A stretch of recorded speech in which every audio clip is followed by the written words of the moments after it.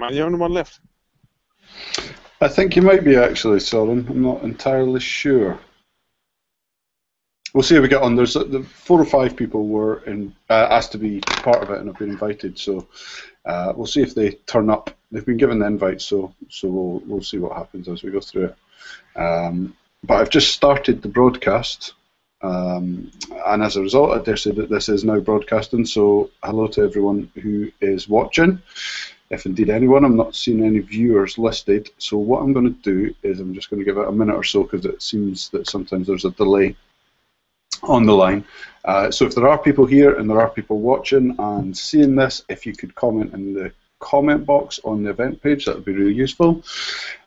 In previous Hangouts, I have had a little sign at the bottom of the page that tells me how many viewers there are. I'm not getting that this time. So I'm just going to give it a minute. The recording will be quiet for a minute while I wait for more people to join.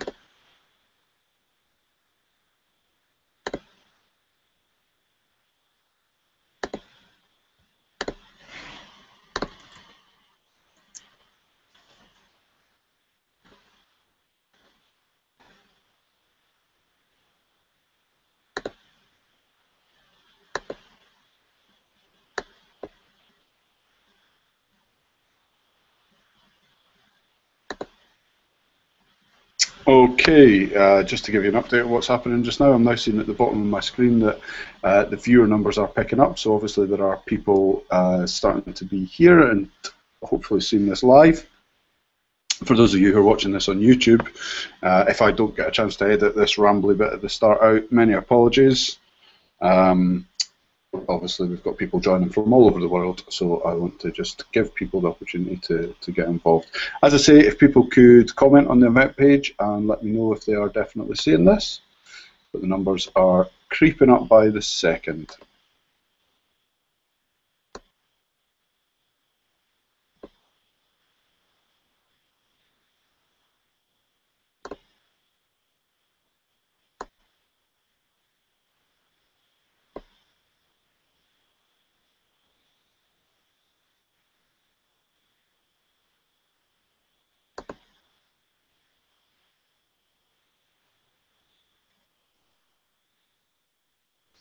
I'm back. Ah, you're back. Wonderful. Yeah, there's a thunderstorm going on here. I don't know what happens. Oh no, are you in your car? Yeah, I had to run. I was standing outside, so I had to run into my car to get out of the rain. Oh, that's impressive. That's dedication. Yeah. Excellent. Okay, so I'm now seeing the numbers really creeping up in the bottom right-hand corner of my screen, so I'm just going to get started with this. What I will say is that there's been a few people who've asked to be involved in the Hangout, and so far the only person that you may be able to see on your screen is Soren, who's joining us from Denmark. Thank you very much for coming along. Yeah. Hello. Hello, there we go. There's Soren, who's in his car avoiding a thunderstorm. If we've got anyone else who did ask to be involved that have received their invites, if you want to just join in at any point, it'd be great to have you there. But I want to really just get cracking with the material just now, so we'll do that, and we'll try and make it as interactive as possible as we go, but you never know what happens with the technology sometimes. Okay, so I thought it might be a good idea, although we are in week 5, to go over some of the material from week 4.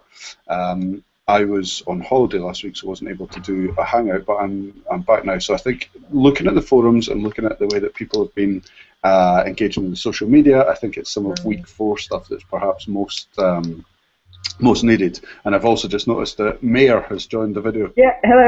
Yeah, is that Mayor? Is that how you say it? LinkedIn, yeah. No worries, that's brilliant. Thank you. So we'll get into the material now. We'll talk as we go, and I'll ask yourself and Soren questions at points if needs be. But otherwise, it's handy to have you there just for feedback and verification of some of the things that we're talking about. Great. Okay, so. As I say, week 4 material, and really week 4 was mostly about your kind of introduction to some aspects of harmony. So yeah, we talked about chords, we talked about triads, and we talked about how we start building chords and what they consist of in terms of their internal intervals. but I think week 4 was starting to make it a bit more applied, but it was also starting to extend the chords into 7th chords. So I think what might be useful first of all is if we just start talking about some chord construction. How we actually build chords. This might be very rudimentary for some, this might be really useful for others, or it might kind of hopefully help with some ways of thinking about it and ways of looking at it. But what I want to do first of all is just talk about triads, how they're built, which hopefully should just be a recap, and then we'll go on to talk about 7th chords, and then what I want to do is do some exercises where we're actually looking at a cluster of notes on the page, and we're talking about the way that we can kind of work out what chord it is, if it's inverted, figure out what all the notes are. So hopefully that'll be useful. Soren and Mayor, is that the kind of thing that, just because you guys are active in this, is that the kind of thing that'd be useful way to approach this Hangout today, do you think? Sorry? Yeah, the stuff on the quiz last week, that was quite challenging, so anything along those kind of lines, yeah, would be great. Fantastic. Okay, that's fantastic. That's what we'll do then. So let's start just with recapping the triads. I'm just going to talk about it in the abstract first of all, and then I'm going to show you some examples. And I've actually got the piano here as well, so I'll try and play some examples just because I really do think that it often helps to get a sound, to kind of hear what these things actually sound like. So really what we're talking about when we're talking about our triads is major, minor, augmented and diminished being our kind of categories. And obviously these are described as different chords because they have different internal intervals.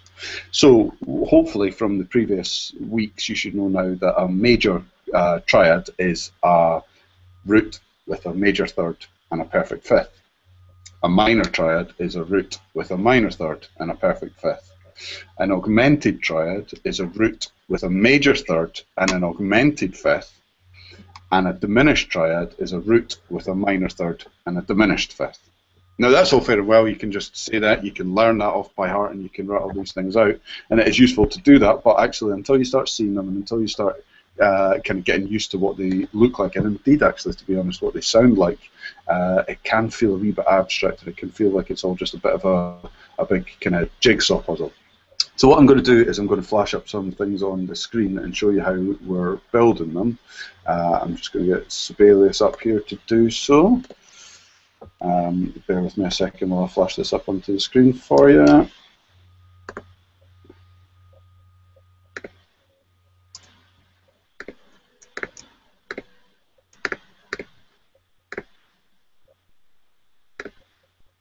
Okay, so here's my screen share up, and I want to flash Sibelius up.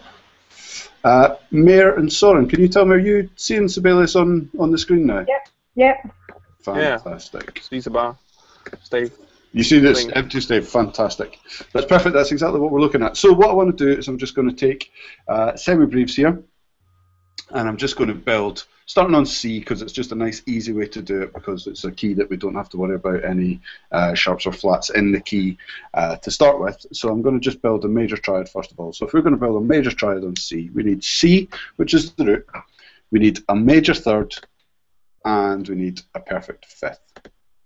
Okay, so if we look at those internal intervals, we've got C to E, which is a major third, and then we've got C to G, which is the perfect fifth at the outset. At the outside.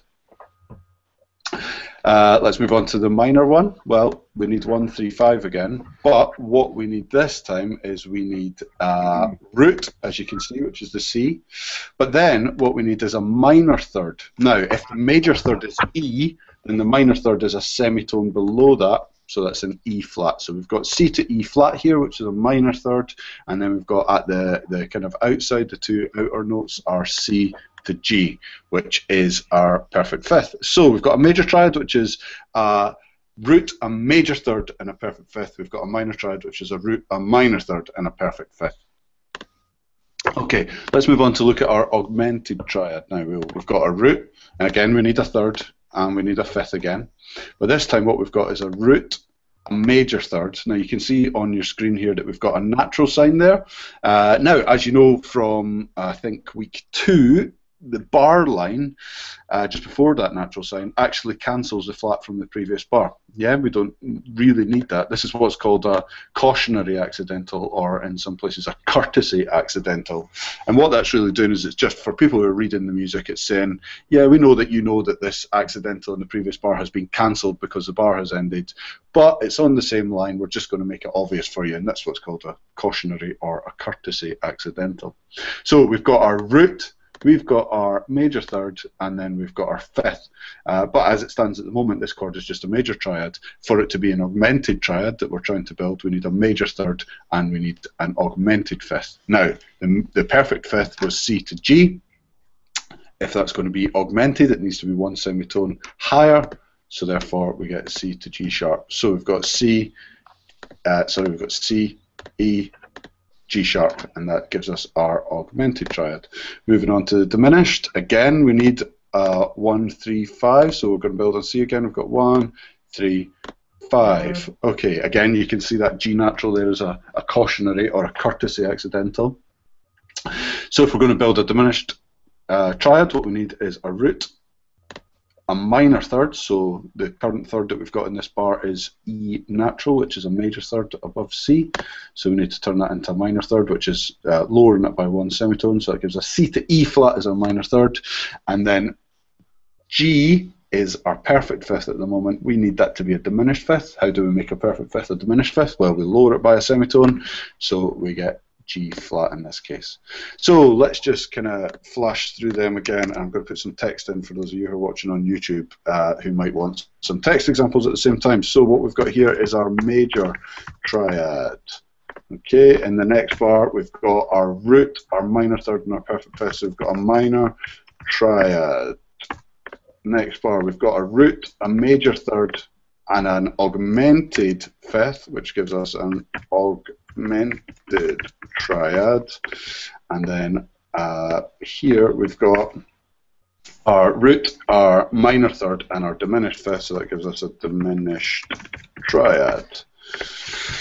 Okay, so hopefully that's reasonably obvious to you, and hopefully that's just serving as a recap. But the reason I think it's important excuse me, is that when we're determining what type of chords seventh chords are, when we're seeing four note chords that consist of a root, a third, a fifth, and a seventh. Just a question before you continue, Zach, if I may. Yes, please do. Yeah, just for the benefit of the tape, Soren's asking a question. Diminished triad. Yes. If you were to write a C, E, and then a G flat, what would it be then? Ah, that's a really good question. That popped up in the forums as well, actually. So what we would call that is, so if we had C, E, and G flat, what we've got is a major third and a diminished fifth, and as Soren's obviously pointing out, this doesn't really fit into the kind of categories that we've got. That would, if you saw that written down, it would be called a C flat 5. Wow. So what that's really suggesting is that it's a C and then flat 5. So you'd probably even see flat 5 in brackets, just so it wasn't confused with C flat 5, if you see what I mean. So C flat 5, and what that's saying is it's a major triad that's had the fifth note lowered by a half step. So because that doesn't really fit into the systems that we have, that chord would never really be derived from any of the keys that we would build chords on. We really talk about this as an alteration. And actually, it's a fairly common one that you would find in kind of, say, jazz, for instance, where you've got more altered chords. And that just gives us a really nice character of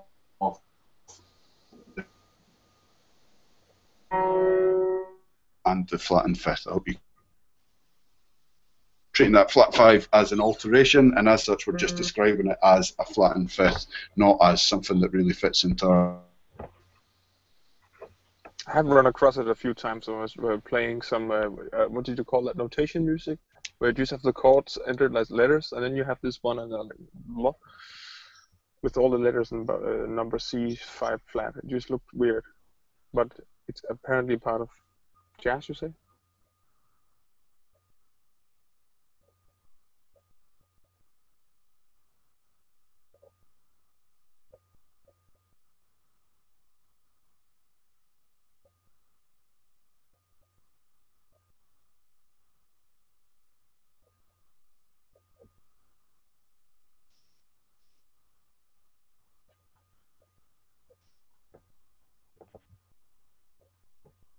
Does that answer your question? I haven't heard what you said for the last 30 seconds. But yeah, I think or me. Oh. Okay. I think so. Okay, I think it does. Yes. Okay. Okay. Well, we can certainly talk about that more, but I think for the benefit of this as a way to recap week 4 material, let's push on with the categorizations we've got, and we can talk about kind of interesting and cool alterations in more depth in the forums or in a different hangout. But that's a really good question. Thank you. As I say, when we were discussing the triads, hopefully that's just serving as a bit of a recap for most people, but it is really important because when we start to discuss our 4-note chords, our 7th chords, actually what we need to be able to do is to establish what type of triad we have, and then to establish what type of 7th it has. And if we can kind of take it as 2 components like that, it makes things much quicker, it makes things much easier, and we get a better understanding of the quality of the chord and often the function of the chord within keys. But it does rely on us understanding our triads. So it was worth recapping, I think. But what I want to do now is just move on and talk about some 7th chords. So what I'm going to do is I'm just going to build them all in root position again, and I'm going to build them all on C.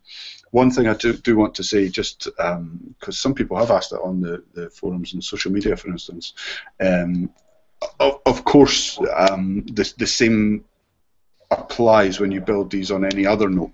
You know, if you build a major triad, so a root, a major third, and a perfect fifth on any other note, as long as those intervals are correct, yes, you get a major triad on that note. So this major triad that we see on the screen at the moment is the C major triad. If we were to do the same thing on D, F sharp, A, which would be our root, major third, perfect fifth, of course that would be the D major triad. So don't feel that all these things only exist if they're based on C. It's just a nice, easy way to show it because we don't have any key signatures to contend with. So I'm going to build our 7th chord in root position here, and what we have, I'm just going to take out those cautionary accidentals just to make it a bit easier to look at. Oh, no, not going to worry about that too much. I'd have to change something in the settings for that. Anyway, what we've got here is our root, major third, perfect fifth. So we need to ask ourselves, well, what type of triad is that? Well, it's a major triad, and in this case, because it's built on C, and the notes are stacked in thirds, it's our C major triad. So we've got a major triad, and then we need to work out what type of 7th have we got. Well, we've got C to B natural. We know that's a 7th numerically speaking, and we know it's a major 7th because B is the 7th note of C major. We can go with that. So that's our major 7th triad. Major 7th triad, what a stupid thing to say. Our major 7th chord. Obviously it's not a triad because it's got more than 3 notes. That was a slip of the tongue there, many apologies. Okay, so I'm going to do the next one, and you guessed it, it's going to be our minor 7th. Okay, so as it stands at the moment, we've got a C and E natural. If we need that to be a minor triad, obviously, we need to turn that into an E flat. So we've got C, E flat, G is a minor triad. But as it stands at the moment, we've still got a B natural, which we've just discussed as a major 7th. So to make a major 7th into a minor 7th, we've got our minor 7th. So let me put the text in there. We've got 9, 7 chord. Okay, so what we can see here then, just again to really recap this, is that a major 7th chord is root, major third, perfect fifth, major 7th. I'm obviously using uppercase M's for major. What we can say here is our minor, and I know I'm really spelling this out, but I really think the purpose of the kind of hangout is to use this as a tutorial and really go into things, even if it does seem obvious to some. So for our minor 7th, we've got a root minor third, so I'm using a lowercase m there to denote minor, and then we've got a perfect fifth again, and then obviously a minor 7th. So that should be fairly intuitive that a major 7th has a major 7th, and a minor 7th has a minor 7th. Okay.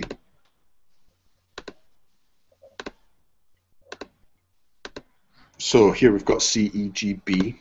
Okay, what happens if I keep the C, E, G, so we've got a major triad, but I give us a B flat. So this is a major triad with a minor 7th. Either you guys, Mayor or Soren, happy to give us a wee bash and tell us how we would describe that chord? Yeah. This is the major triad with the minor 7th. Do either of you feel that you know what the answer is? I mean, hopefully it should be fairly... This should be a recap, so it should be fairly obvious. But, Mayor, do you know? Half-diminished. No, but that's a really good one to suggest, actually, because it kind of shows us what the difference is. It's not half-diminished. Soren? Pass. Pass. Okay, no problem. So our major triad with our minor 7th is our dominant 7th chord. If you were seeing this written down in kind of typical notation, that would just be 7. Okay, so this is a C7 chord, so it's a dominant 7.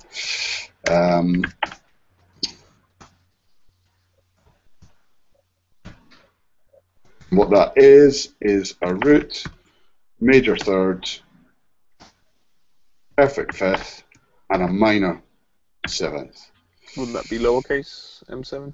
Of course it would, yeah. Thank you very much for pointing that out. I wouldn't have noticed that. Lowercase m for minor 7, that's absolutely right. Thank you, Soren.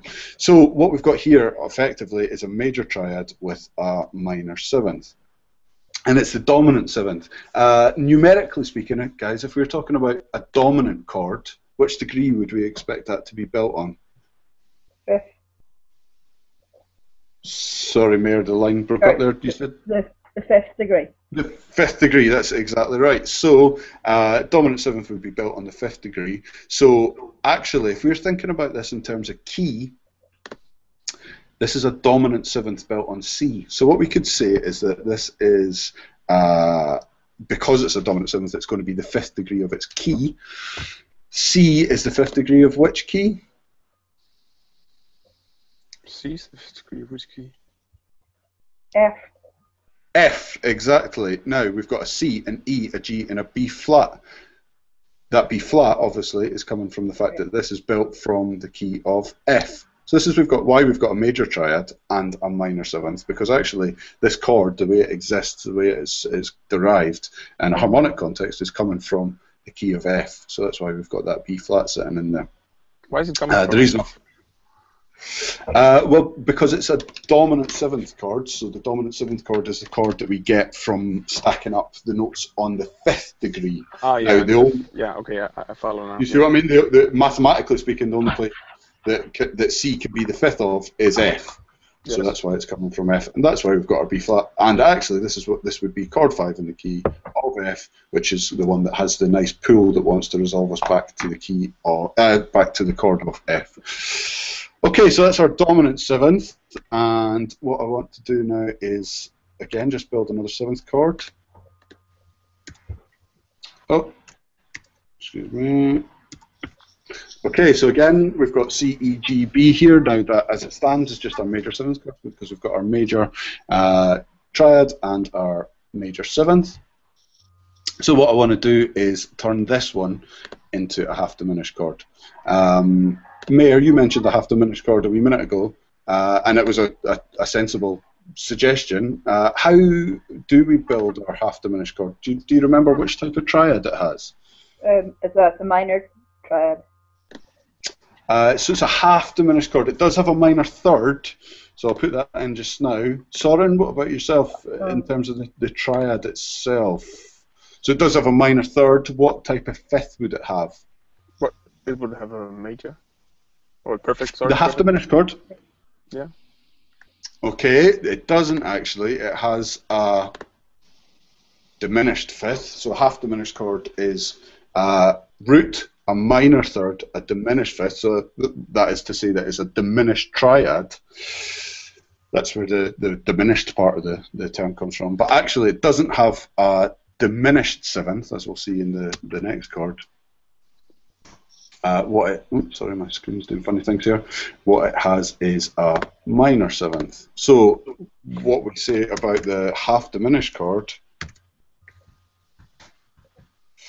is that it's got a root, it's got a minor 3rd, it's got a diminished 5th, and it's got a minor seventh.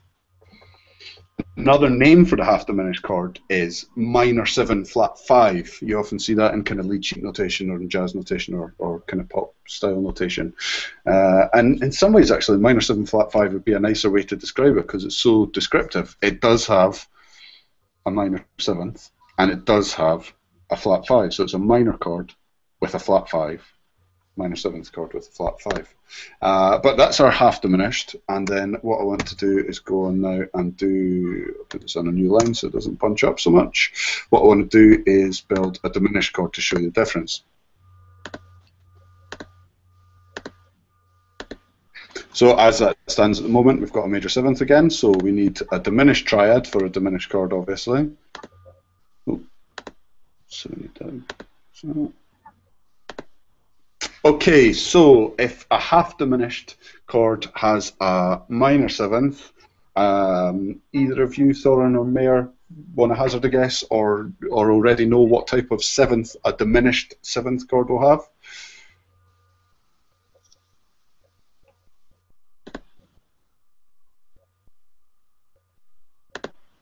Any guesses? Let me talk you through this very slightly. A major 7th chord has a major 7th. A minor 7th chord has a minor 7th. A diminished 7th chord has a... It should have a major 7 again. Diminished 7. Sorry, yes? Yeah, diminished 7th, actually, yeah. What's diminished? So we're building a diminished chord here, yep, that's right. So we've got a dim 7, so it needs a diminished triad and a diminished 7th. That's a double B then. That's a B double flat. Okay, so what we have here is C, E flat, G flat, B double flat. Now we have to spell it that way in order to get the right intervals. But if we were looking at that on a piano and we were kind of thinking about it, yeah, exactly. That sounds like an A. We push the button that we know to be A. In the harmonic context, in the way that we describe the chord with its intervals appropriately, we need to call this a B double flat because it needs to be a diminished 7th above C. But yeah, you're exactly right, that would be an A. Similarly, the G flat, we probably would think about that as an F sharp when we were playing it, but G flat is what it needs to be called in order for it to make sense when it's built on the key of C.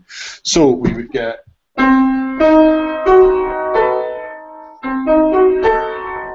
got a root, a minor 3rd, diminished 5th, diminished 7th. The only other one, it does feel like it's leading up to something. You're absolutely right there.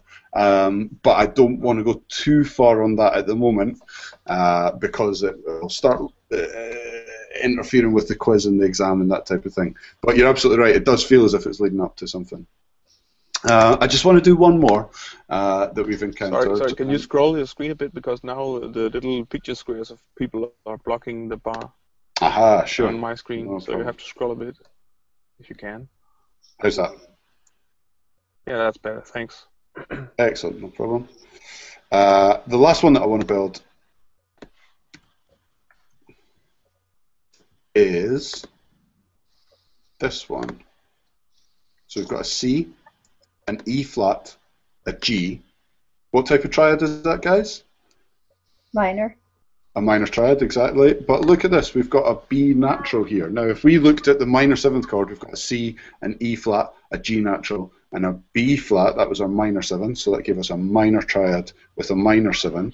This one here, Mayor, you've said it exactly right. We've got a minor triad, but what type of 7th do we have? Major. A major 7th, exactly. So this is this chord that some people get slightly confused by sometimes. This is our minor major 7th. Which just sounds as if it's ridiculous, but it's kind of logical. It's just min maj 7. It's just taking things, it's taking the naming to its logical end. It's a minor triad with a major 7th, so it's a minor major 7th. So that's a minor triad with a major 7th. So when we build that up in the way that we have done for the rest, what we get is obviously a root, and then we've got a minor 3rd, then we've got a perfect 5th in this case, and then we've got a major 7th. Okay, and that's a cool one because it sounds like this. It's that kind of, you know, at the end of a soap opera where you're about to find a dead body or something. You know, it's that kind of suspense sort of chord, creepy sort of suspense chord. But we can certainly talk about hearing these things at a later date. But for just now, that's a kind of run through of the theory. And just for the sake of making it obvious to everyone who's watching this, I'm going to do the diminished seventh using the same sort of notation as we have done. So we've obviously got a root, we've got a minor third, we've got a diminished fifth, and we've got a diminished seventh as well. What I could do is I'll try and make a PDF of this sheet and send it around in the forum so that people can see it, if that would be helpful. But hopefully that's a useful kind of recap. It does feel like we've spent half an hour looking through this, but this is really the crux of the matter. So people in week 2, when we started talking about intervals, were saying, "Oh no, why do we have to do this? Why do we have to know about intervals? Why do we have to be able to count semitones? Why do we have to, understand the internal intervals within chords?" Well, it's really important because it helps us understand how more complex chords are built. It helps us understand what the chords sound like, where they lead. It really is our only way for understanding chords and, as a result, understanding harmony eventually. So yes, I've spent kind of half an hour on that, but I think that's really important because the next thing that I want to do is start looking at some examples where we're seeing notes presented to us that aren't in a nice kind of logical 1 3 5 or 1 3 5 7 order like I've built on the chords on screen here. What I want to do is start looking at them not in context, but looking at them in more of a kind of real life presentation. Guys, can I just ask Mayor and Soren, and actually I see that Mandy's joined us as well now. Hi, Mandy. Does that make sense at the moment? Is there anything you'd like me to clarify on that before moving on? Bearing in mind that I will try and make this available, and you can look at it at your own time as well. No, it's fine. Excellent, that's fantastic. Well, another thing that I want to do is just pause for just a minute, just to try and be inclusive to the people who are on the event page as well. If anyone has any questions on there, if you want to fire them over to me just now as well, that would be absolutely fine. I think there is about a 40 to 45 second delay, so what I'll do is I'll keep one eye on the event page, but by all means, please do feel free to fire up any questions. What I'm going to do now, though, is I'm going to share a different part of the screen because I want to start looking at some examples and just kind of talking through them, really, working through them and seeing how we get on. One thing that I do want to say while we're doing this, oh, there you go, you've got me back on your screen again. That's not what I wanted. Dare say it's not what you wanted either. What we're going to do is go to this. Okay, you should be able to see musictheory.net, the little app on your screen. You see that? Fantastic. Okay, so what I'm going to do then is I'm going to just flash these up, and we're literally just going to do them together. We're going to work through them as if it was a kind of tutorial. Some of these are hard. Okay, so what I don't want you to do is think that you should immediately be able to see a cluster of notes and say, okay, that's a diminished seventh or whatever it is. You know, the one that's on our screen isn't so bad because it's in root position. We can work that out fairly quickly. What I do want to just really make aware to you is that, you know, regardless of the kind of level of your musicianship or how long you've been doing this, sometimes you just need to kind of look at it and spend a minute thinking, what is the root here? Where is it? I don't want anyone to feel that you have to do it immediately, and that if they can't, that they're in some way inadequate. The most important thing is being able to work through the process, work out what your root, third, fifth, and seventh are, and take it from there. What I will say is that this is musictheory.net, and it's really, really useful, and this is the exercises section of the website, and it's chord identification. So if anyone wants to work through this and go through some more of this stuff, this is exactly where I would suggest that you go to. I'm just pausing for a minute while I'm looking at some of the questions. Just people saying that they can see it, which is fantastic. Okay, guys, so let's go through this. Mayor and Soren, have you had a little second to look at this? If so, just work out in your own head what this chord is, and anyone who's watching on the video on the YouTube, just take a minute or so to work this out. Oh.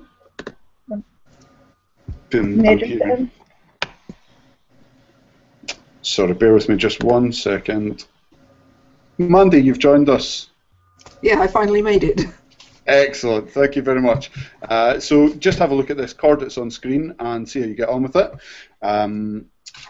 It's a 7th chord. We've got notes stacked up in thirds, 1, 3, 5, 7. Yes, we need to look at our key signature, but not necessarily, in fact, definitely not to tell us what the root is. The key signature in this case, as is the case in a lot of the intervals examples, is just there to tell us what notes we've got on the page. We're looking at that. You don't necessarily have to use that as a way to work out what key we're in. You just need to look at what notes we are. In this example, it's a beautiful coincidence that we've got a key signature that is 2 sharps, which is D major or B minor, and we've got a chord built on B. That's a lovely coincidence, but that's not always the case. When people are doing these exercises and when people are doing it in the real world, you look at the chord and you work out the intervals. The key signature tells you if any of the notes have been sharpened or flattened, but you really don't need to stress out about whether you're in that key at that given point. So we've got a B, we've got a D, we've got an F sharp, and we've got an A. I don't want you to say it out loud yet, guys, but has anyone got an answer for this? I think or so. Is it, yeah, no one's sitting looking at this thinking, what on earth is going on here, are they? Well, we have the, what do you call it? The fifth is not perfect. It's a semitone above, isn't it? No, the 5th is perfect. No, 5th is perfect. Here we've got a B to an F sharp. So the B to the D is a minor third. B to D is a minor third, that's right. B to F sharp is a perfect 5th. Exactly, and then B to A is a minor 7th. That's right, exactly. Yes. So we've got a chord here that we can then describe as a minor triad with a minor 7th. Mm-hmm. What does that mean? How do we describe that? It's a What name do we give that? Diminished.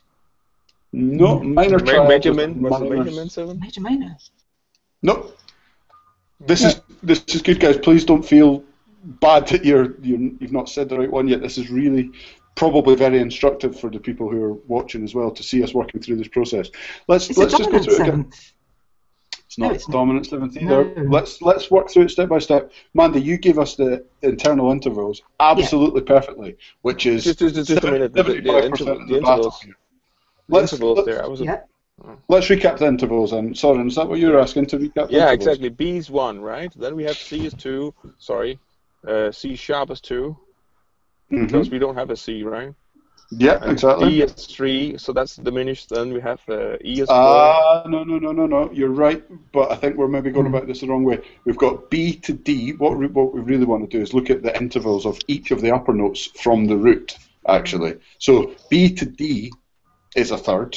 Yeah. Obviously, we can see that it's a third because there's a root and then there's something missing, then there's something there. So it's a third numerically speaking, and as Mandy rightly said, it's a minor third. If it was to be a major third, it would be a D sharp because we've got a D sharp in the key of D major. So this is a minor third, and then we've got a perfect 5th, so that gives us a minor triad.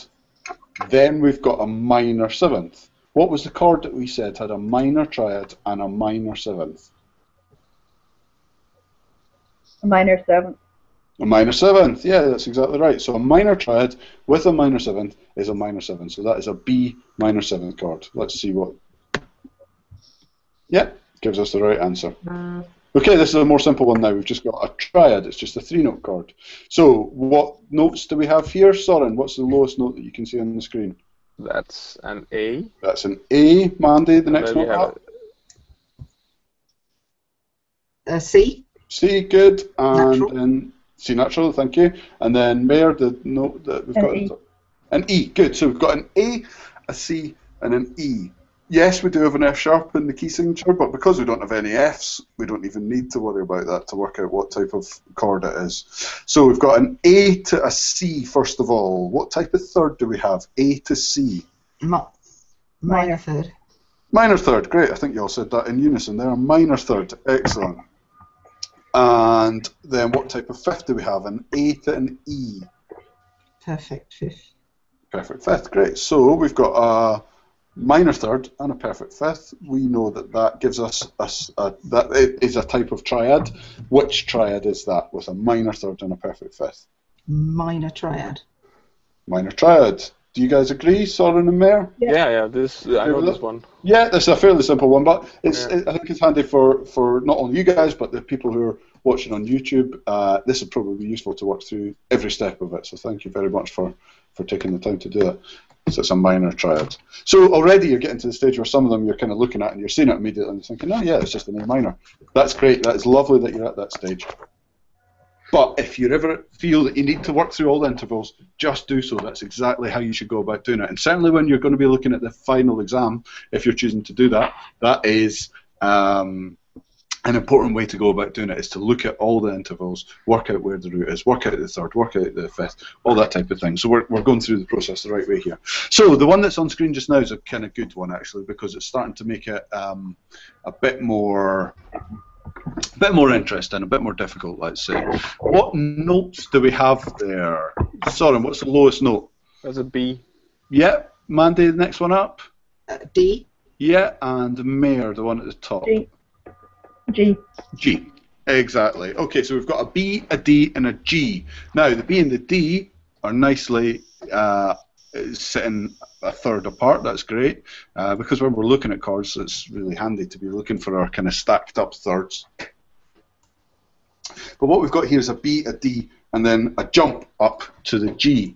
Now, the way to go about doing this is to take the notes that you have available to you. Excuse me, and you know, when I'm teaching kind of youngsters and primary school level, when I'm doing this, I'm saying, guys, honestly, there's no problem whatsoever to get a bit of paper, write down the notes. Okay, you've got a B, you've got a D, you've got a G, and then play about with that on the page until you can get that to fall into nice stacked up thirds.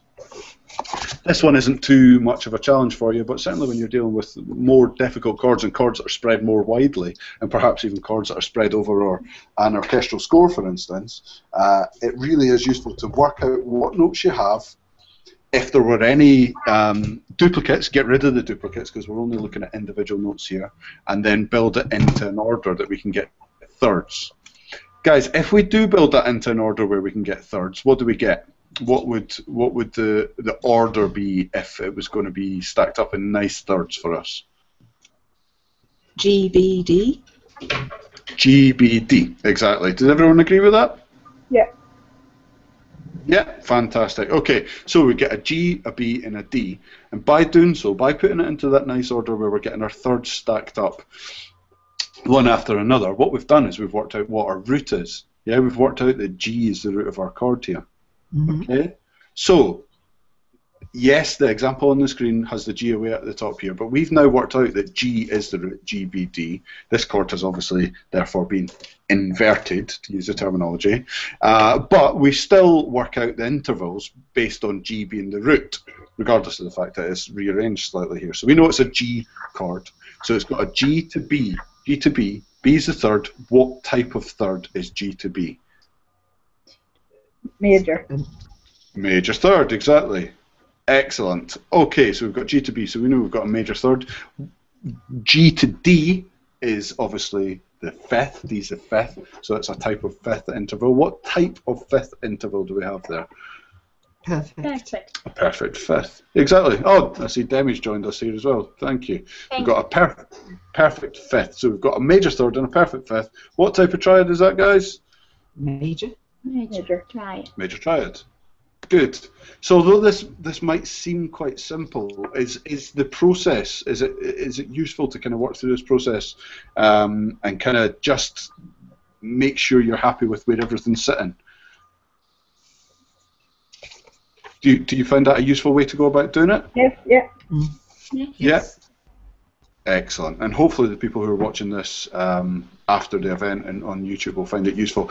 In some ways, and for some people, I dare say it will probably feel quite rudimentary to work through it in this way, but I can't recommend anything better than going onto this site, musictheory.net, going to the exercises, choosing chord identification, and then just working through some of them. So you're doing exactly this process. You see the chord presented to you, you work out how to get it into nice stacked up thirds. Once you've got it in stacked up thirds, you work out what your root is, and you determine the internal intervals from from that root.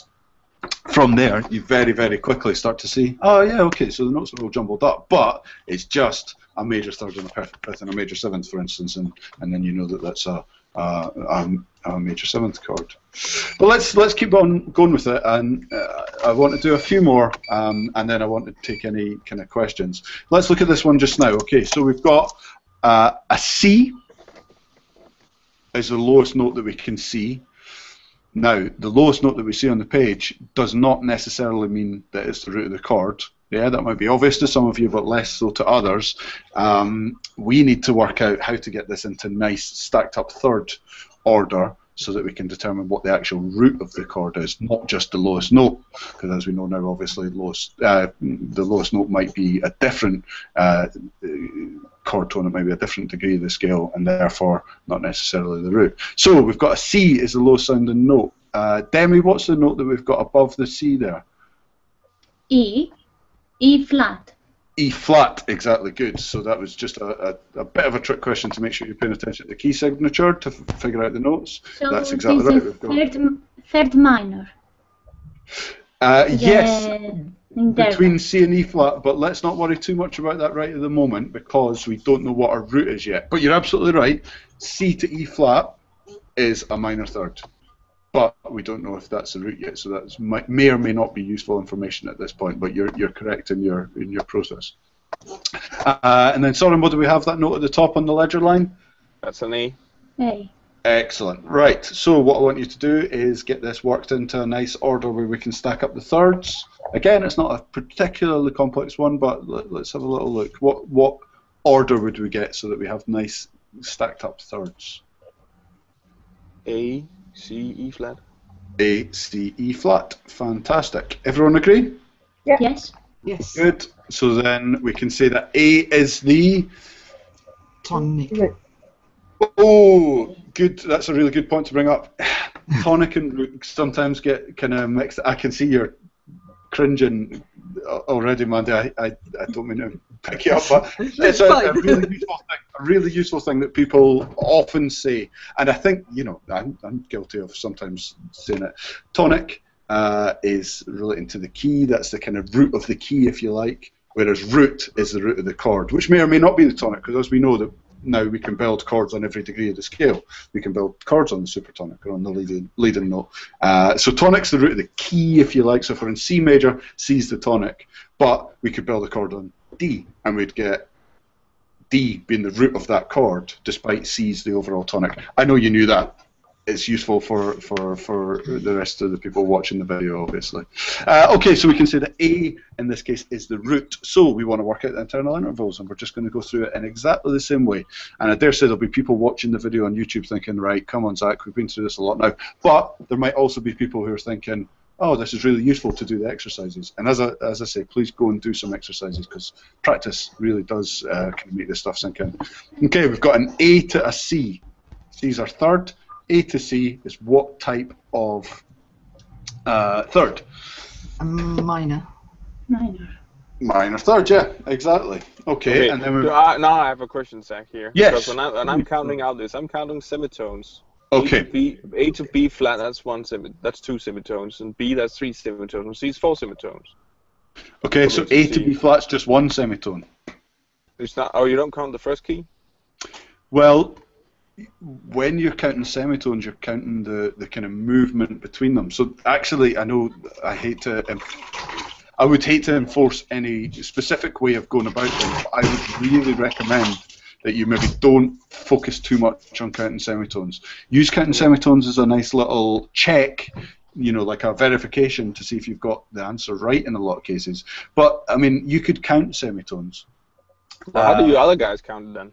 Well, what I'm doing is I'm working out what the number is, and then I'm working out what the quality is. So I would say if you count semitones, you know, you could count 2 semitones, 3 semitones, and you could see 3 semitones could be an augmented second or a minor third.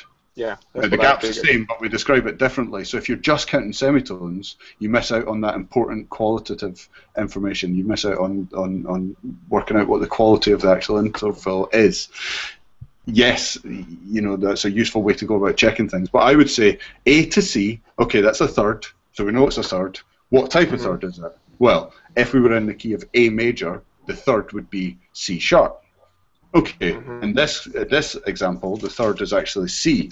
Well, C is a semitone lower than C sharp, which would be the major third if we were building it from a root of A. So therefore, given that it's a semitone lower, the interval's been made smaller by a semitone. So a major interval that's made smaller by a semitone is a minor interval. So hence A to C, minor third.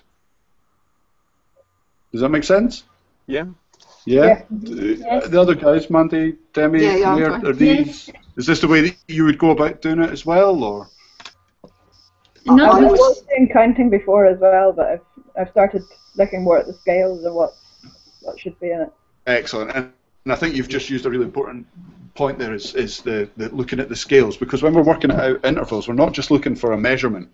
We need quality and a kind of number. And the only reason we'd ever be looking at intervals, in my opinion, is if we're working out chords and if we're kind of analysing how the music's working. Yes, in some music theory syllabi, I suppose you should say, you do get just lots of questions fired at you that just says, what is this interval, what is this interval? But if you're not doing it with a means to looking at figuring out why that interval is there and what it means and how it relates to the other music around it, it just becomes a bit of a maths exercise. So looking at the scale, looking at the key, all these things are really useful because you're getting far more rich information from the calculations that you're making. So we've got A to C is our minor third. A to E flat. Okay, so E flat's our fifth. How do we describe that? It's a diminished fifth. right. It is exactly a diminished fifth. Yeah. So we've got in this case we've got a triad. We know it's a triad because it's a 3-note chord. So we've got A to C, which is a minor third. Then we've got A to E flat, which is a diminished fifth. So how do we describe that triad? The triad that has a minor third and a diminished fifth. A diminished triad? Triad. Diminished triad, are we all in agreement? Yes. Yes. Look at that, we get the correct answer from it. Fantastic. So guys, I think that's really, really useful. What I would say is go and do as many of these examples as you possibly can if you feel that chord identification and working out the kind of harmonic side of things is useful. Certainly from the forums and from the questions that people emailed me and tweeted and sent to the Facebook group, all the questions were, how do we go about determining what the chord is when we see it arranged on the stave? How do we go about looking at a group of notes or a collection of notes and saying what chord it is? So I think that's the reason why I've spent most time on this, because I really tried to be as responsive to the forums and to the social media as possible. Obviously, there's a lot of other things we could say about this. We could go more into looking at inversions. We could go more into looking at intervals. But I think the kind of work that we've done here just now and the exercises that we've worked through really respond to what people have asked in all the various fora and social media. I'm also very conscious of time, so I wonder if I can ask you if you feel that kind of helps clear up some of the things that were maybe questions that you had about the week 4 material. Does that kind of work? Has that been a useful way to work through it? Yes. Yes. Excellent. I'm obviously hearing different people speaking at different times at the same time, but I'm getting the feedback is that's hopefully been useful. As I say, go to musictheory.net, choose exercises, and then chord identification. You can also go up to this little box here if you look at the screen, which allows you to customize it. So you can choose different clefs. You can make it easier or harder for yourself. You can choose a wider range, more complex, or not more complex key signatures, but key signatures with more sharps or flats. Choose different chords, inversions, and actually look at this. This makes me laugh. You can change the difficulty level. I had that set to level 1 just now, but look at this. Accidentals of Doom. There you go. If anyone's feeling either really cocky or really, really wanting to punish themselves for something, that's one to go and have a look at. I really can't recommend that highly enough. It's such a great site, and if you go to that and do the exercises, you'll be flying through these things in no time. We've got about 5 minutes or so left. I just wonder if the best thing to do now is for me to look at the event page and see if there's any questions on there that are maybe worth looking at. Tristan Cookson says, can you explain why you used harmonic scale for the harmony section? Is it as simple as to create harmonies, you use the harmonic minor? Yeah, kind of. So the reason the harmonic, or one of the reasons for calling the harmonic minor scale the harmonic minor scale is because it does allow us to create the kind of functional harmonies within that key. If we think about harmonic minor scale, it's got a raised seventh. Well, what does that raised seventh do? Well, it allows us, one of the most fundamental things that allows us to do is have a major chord built on chord 5, which then, when we extend that to a seventh chord, allows us to have a dominant chord on chord 5. This dominant chord, as we know, gives us the kind of big pull, it's the tension, it makes us want to resolve back to the tonic. So yeah, that's why we're looking at the harmonic minor scale, because it gives us the this opportunity to have that scale, and that's why we're building our harmonies from there. I hope that kind of explains, I hope that answers the question. There's not much in the way of questions on the event page other than that. So I see I've still got Demi, Mayor and Mandy on the screen. Do you guys have any questions that you want to ask, or any questions that you feel the kind of wider community might benefit from relating to How about this? the triplets and the small notes? Ah, okay, cool. I think, given that this one we're dealing with week 4 material, what I want to do is keep this to that topic as much as possible, so that when people go back and look through the videos, they can really find the video they need and work on that. So I don't know if you noticed, but there was a previous Hangout that we did that we talked about triplets and all that kind of thing. But a few folk have now asked me about triplets and counting up kind of smaller notes. And I think maybe the best thing for me to do is to post some exercises that you can use. Yes. And then what I can do is I can be active in the forum and talk through how to go through the exercises. And then maybe next week host another Hangout where we talk about that type of thing. That sounds really evasive, and I don't mean to body swerve the question. But I think for the purposes of keeping this instructive for the week 4 material, maybe it's best to leave that stuff for just now. Is that okay? Yes. By all means, please send me messages or get in touch with me on Facebook or Google Plus, and we can talk about that as much as you want. And I will put some more stuff on the forums and maybe even try and make another video. But for just now, I think let's keep that to week 4 stuff. Mayor, Mandy, do you have anything? Just a minute or so left. Anything that you wanted to ask, or was there anything that I've talked about today that you just think, oh my God, what is he talking about? Or, No, nothing jumped out at me. okay. Mandy, was there anything? No, not really. I mean, the one thing that you've picked up on already that I've been aware of throughout the whole lecture series is this desire of many other people to count semitones, which I've never done and I refuse to do, but I can see that it's actually coming to the fore now that there's no need to count semitones. Yeah, it's people often do, and far be it from me to criticise anyone's approach, but I'm like you. I've never done it that way because, well, it to me doesn't seem like the appropriate method to get the answers that you need. And actually, if you just count semitones, you can be left with multiple answers, and it doesn't actually allow you to glean the information that you're looking for by going through that process. So I would really echo your concern about that has come to the fore, and in the forums it's full of people actually starting to argue and shout with one another about the methods of counting semitones. Yeah, I would really say look for number and quality, and that's going to give you the answers that you need, and use semitones as your way to verify your answer. Yeah, I mean, I would say that if there was something you really wanted to spend time learning, it would be the circle lift rather than semitone intervals. Absolutely, absolutely, and certainly in most Western musics, that's the thing that's going to give you your background to harmony and understanding chords. Actually, just counting semitones is not usefully applicable in many circumstances. I'm not suggesting that people should abandon their methods of doing things. If you're working successfully, doing it that way, by all means, keep going. But I would just say that you do run the risk of missing some things, and certainly when we start coming to more complex harmony and more complex chords, you might want to just think twice and go back and start thinking about context rather than just thinking about the kind of numbers of things.